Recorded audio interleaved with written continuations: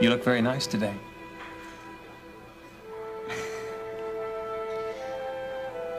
I'm sorry for the way that I acted last time we were here. Well, nonsense. You acted fine. Look, I shouldn't have pressured you into spending the day with me. It was our anniversary. Well, I know, but still, you shouldn't have left the hospital until you felt like it.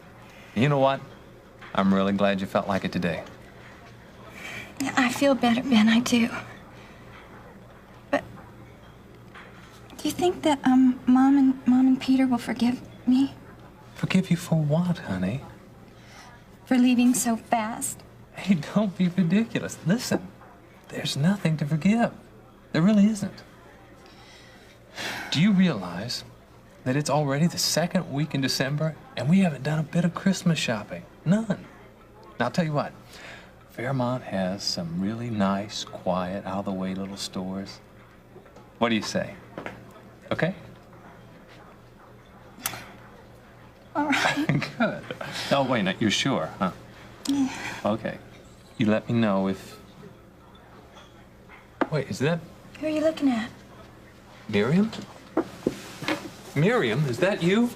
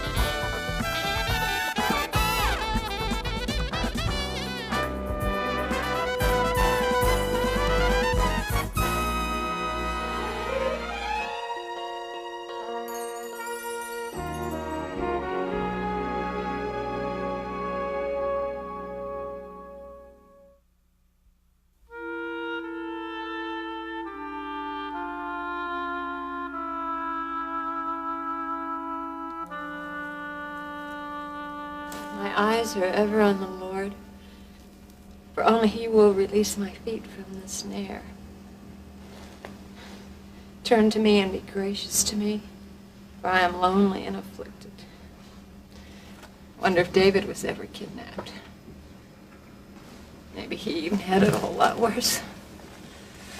Lord, I can't say it as nicely as David did, but I can mean it. Would you get me out of this mess? Gabriel!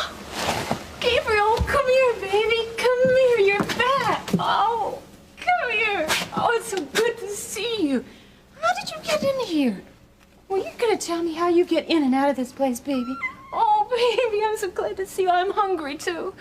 I'm hungry, and I'm lonely, and I'm cold. Here, bundle up with me. Oh, wait, okay, come on. Don't let him see you. You just sit real still. Be quiet, don't say anything. Oh, wait, hush. Gabriel, Gabriel, come back.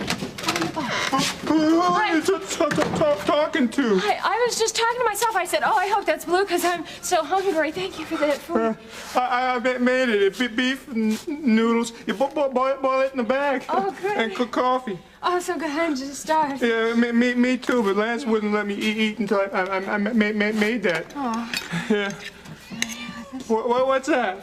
Oh, it's my stomach. It keeps growling. I'm so hungry. You're kidding. No, I'm not real hungry. All I get for lunch is peanut butter and marshmallow cream sandwiches. Oh, I'm sorry. I can't offer you any of this. It's been a long time since I've eaten warm food, right? So, do you want some coffee here? This is very good. You did a good job. Okay. Are you going to take me back to the house and ask me? You're not. Are you asking me any more questions? No, I don't know. I just got back anyway. Back from where? Business. What kind of business do you do? I bet it's something important, isn't it? Yeah, really important. Lance wouldn't have nothing to sell if it wasn't for me. Yeah? What does Lance sell? Oh, he said... you just shut up and eat. I just wanted to know some more about you. You know, those other two guys they're gorillas, but you're nice. You're one of the nice ones. Ollie. What's this?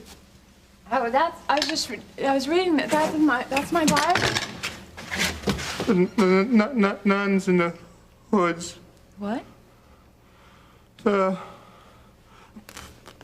place I lived once. Oh, you mean like in a boarding house or, an orphanage or something? There's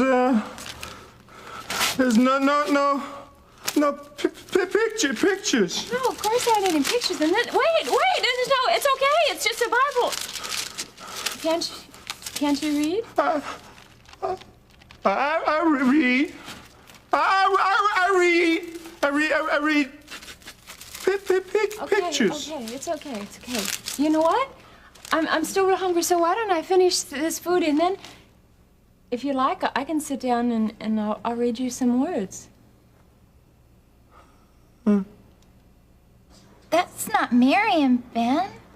Oh, excuse me. I'm sorry. I thought you were someone else. Miriam Mason? Yes. Dr. Martin, it's me. Remember? Barbara Farley? You patched me up not too long ago when I got hurt. Oh, the woman staying with Mrs. Redland. Well, not anymore. Hi, honey. Hey, you look pretty good considering. Lori, this is Barbara Farley, and well, she's an ex-patient of mine. Hey, I've heard a lot about you, kiddo, and you're just as cute as they said you were, too. It's nice to meet you. Well, I feel kind of foolish thinking you were Miriam. Oh, no, look, hey, it's her clothes. The wig looks like her hair. As long as I don't look like myself, then I'm safe. Safe from what? Not what, honey? Who? My ex-boss, Ronnie. He'd like to see me dead. Dead? Barbara, listen, I really don't think we need to go into this right now. Oh, well, I just quit the business, that's all. Well, that sounds pretty severe. Well, look, honey, it was all-night employment, and I don't mean the 7-Eleven, you know? Then what with the ghost phone calls and the death threats with the flowers? You saw what he tried to do to me in front of Leon's diner. But you're safe now, and that's the important thing. Oh, sure, as long as I keep running. Huh. Hey, do me a favor. Promise me that neither one of you are going to say that you saw me here. It could be hazardous to my health, okay? Yeah, we promise. I really hated to leave Kingsley. I made a lot of friends there. Yeah, well, I'm sure you're going to miss Ion's hospitality. Oh, yeah, hey, she was a lifesaver. As a matter of fact, I just talked to her this morning. Still no word on Miriam. I swear, a woman isn't safe on the streets anymore, honestly. Well, I gotta run. Look, it was really great seeing a familiar face, And it was really nice meeting you too, honey. Lori. Bye-bye. Yeah, it was nice to have met you, Barbara. Yeah. Oh, gee, I'm going blind in these things.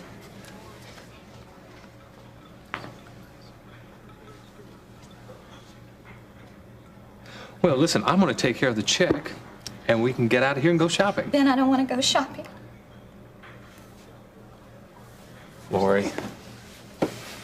Lori, please. Please don't let anything that woman said upset you, please. I'm sorry. I don't feel up to it. Oh, but honey. No, Ben! Just take me back to my room.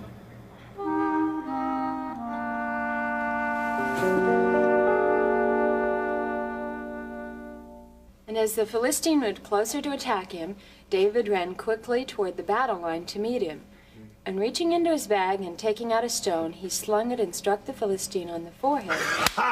And the stone sank into his forehead, and he fell face down on the ground. Hey, David, he really clipped him a good one, huh? Oh, no, you see, it wasn't David. It was God working through David. What is this, romper room? I just brought us some food. Yeah, you left 20 minutes ago. No. Are you coming on to him? No, I wasn't. You No! sweet talk your way out of No. Shut up. Now, let me tell you something about Blue. He's not the kind of boy you want to get excited. You know that? Lance, Shut up. Now, get out of here. Lance. Bye, Miriam.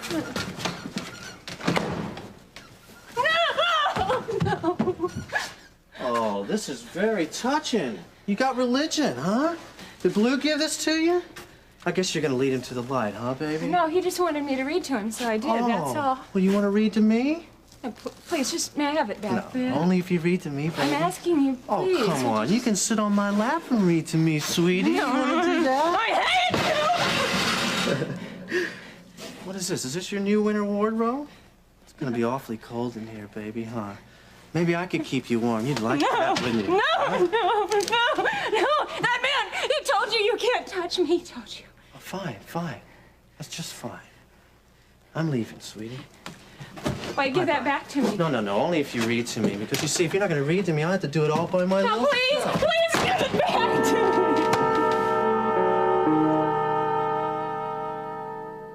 I was wondering whether or not you'd heard anything about Miriam.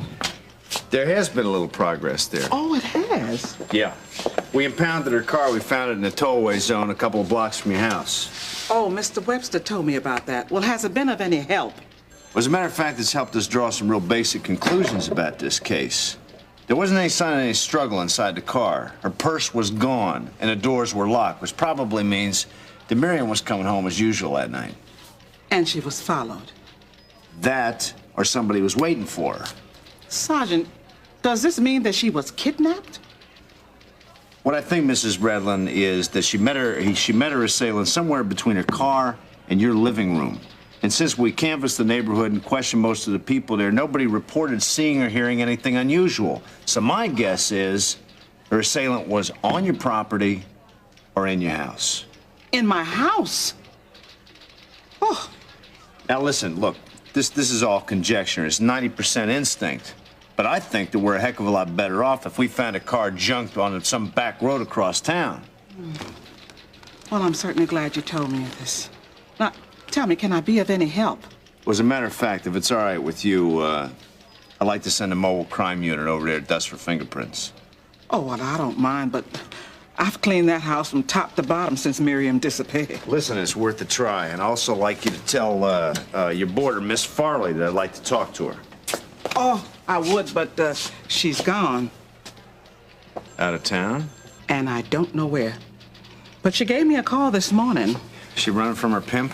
No, for her life. And I don't appreciate the way she went, but she didn't even give me a call, you know. But I feel perhaps she's safe now. Ms. Redlin, is there any possibility that she might be hiding some information about Miriam's disappearance? No, I don't see it that way. Now, mind you, I'm not naive about her past, but I think I know a changed woman when I see one.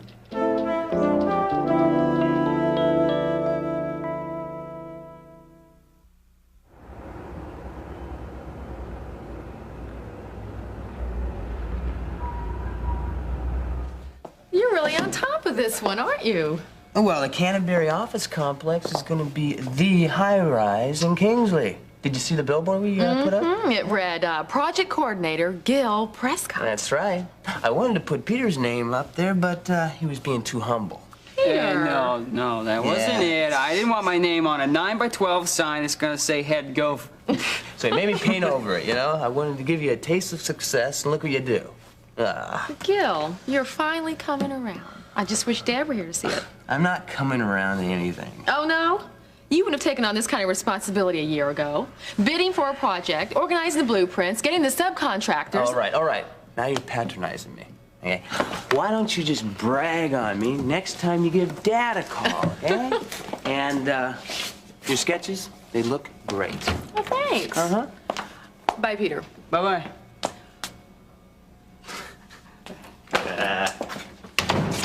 On top of the world, Peter, you came back to Prescott Development at the right time. We got a place for you here, buddy. Knock it off. I'm not trying to con you. Just think of it this way. The more contracts, the more jobs. The more jobs, the more overseers we're going to be needing.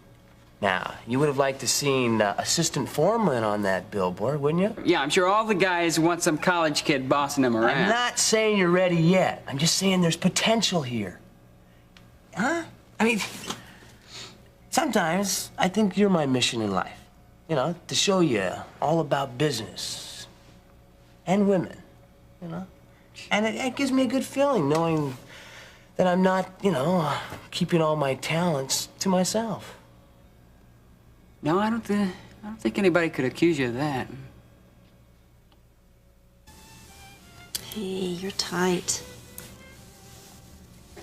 Yeah? You've been in this mood all day. All this deep thinking.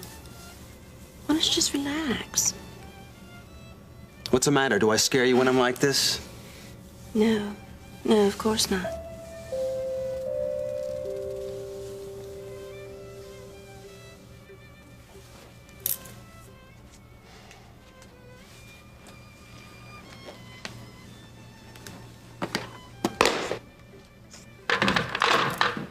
Hey, Toots.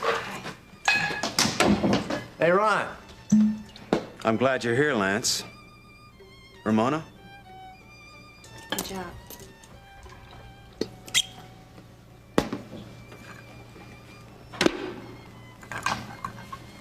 So, what's new with Babs?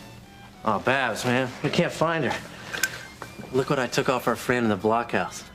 I asked you about Babs. Me and Blue, we staked out the lady's place, but she just hadn't hanging around there anymore. You lost her? No, she's out of town, You mean man. she got away? Ron, it's a good thing. A good thing? If she's out of town, she can't talk to the prince, which means we scared her off. Well, what if she got to the prince already? Well, if she had, she'd probably still be here now, knowing that the prince would protect her. Oh, come off it, Lance. I don't believe you. You couldn't kill her, you couldn't kidnap her, now you don't even know where she is. Ron, look who we got, man. We got Miriam Carpenter Mason. Her old man's rich. She's not the one that I planned to kidnap, remember?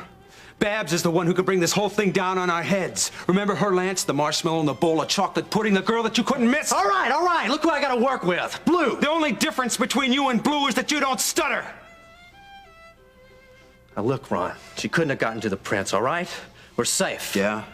Well, Prince Cardello and I had a talk just the other day, and he wanted to see the ledger, so I showed it to him. And then he commented on how some people skim off the top and keep 2 sets of books.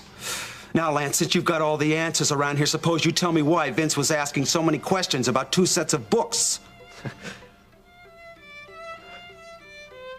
Gotta admit, Peter, sitting in this chair, making all the deals, getting all the fringe benefits, does sound nice, doesn't it? I could never be you.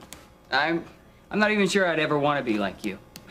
Vicky's really shattered your confidence, hasn't she? Vicky has nothing to do with this. Okay, fine. And the first thing you gotta do, you gotta learn to bounce back. Now listen, it might come to a big shock to you, but I have been turned down on occasions. Yeah, like my sister Lori? Oh, that was a big joke. You know, I just liked getting her all hot and bothered. Well, she didn't like it, and I didn't like it either. Fine, that's past history. Now don't get me off track, you know? I'm trying to make a point. I know what your point is. You bounce back from rejection. You say that I should do the same thing. But it's not so easy. Because you see, when I fall, it's a little bit harder to make the comeback. How do you figure? You can just go right out and get another woman. That brings up point number 2. Confidence. Now just listen to me. I know exactly what you're thinking. But hey, I got some big surprise for you. You don't need to be rich or good looking to get a babe. Oh, that's an enormous help. Peter, I'm serious. There are a lot of wimps out there who are getting lucky. And it comes down to one word. Confidence. That's right. There's nothing that turns on a girl more. Hey, you're no wimp. Hey, you got a lot going for you. You're... What are you? I'm cute. Yeah, I'm not rugged like Russ, and I'm not handsome like you. I'm terminally cute. No, you're handsome. I'm rugged. Russ is a meathead, and I only want to talk about him. It's okay? getting blood out of a turnip. It's impossible. That's because you see yourself as a turnip. Yeah, what are you making this so hard on me for? Because you're trying to make me into something I'm not. Peter, you're 18 years old. You know, your life has just begun. What's that supposed to mean? That means you can be anything you want to be. You've got that choice. Listen, I'm going to the Castaway tonight. I want you to go with me. I'm going to find you a woman. Vince asked about 2 books. Yeah, that's right. He just mentioned it out of nowhere, so I want you to tell me how safe we are. No, Ron, this only proves my point. If Vince had a lead on us, he wouldn't even have brought up the idea about us giving him a fake ledger, right? He wouldn't want to give himself away. Either that or he wants to watch me sweat because he knows what we're doing. Why didn't you tell me about this sooner? Because I thought you'd take care of Babs by now, this whole thing would be solved. Look, Babs don't know anything. We're getting ourselves all worked up over nothing. I mean, when she was with you forever, right? She wasn't thinking about turning you into the prince. Yeah? Well, she had plenty of time before she left. She said she wanted out, and I said no. Then she split almost immediately. Look, if she didn't have anything on me, then why did she hang around so long in town after she left me? Now, stop trying to excuse your incompetence. Truth of the matter is, I don't even know what her game is either. You said Miriam was reading this? Yeah, out loud to Blue, and he was dancing around the blockhouse. Does he know that she's not to be touched? Sure, but that's not the way she affects him, Ron. Yeah? How do you mean? Oh, you know Blue, he's crazy. You know, you give him a couple of tricks, he's uninterested, but you put little Bo Peep in front of him, he's like an animal. Then you give him a classy dame like that, and he's like a little kid. Sometimes I think the risks we take with Blue outweigh his benefits.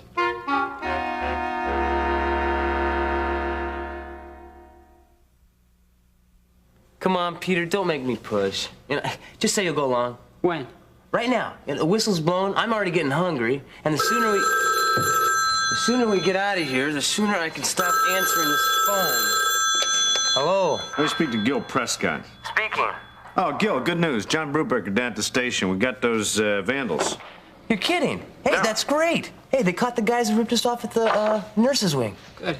All right. What do you need? You need me to appear as a witness or something? No, I don't think that'll be necessary. All feel 4 people were involved. We're juveniles. They'll go through the juvenile court. We won't need you down here. Well, if you need me for anything, just give me a call. All right. And Sergeant, thanks a lot. Sure, right. Well, listen, we'll send you a full report as soon as we get it all sorted out, okay? All right. Well, see you later.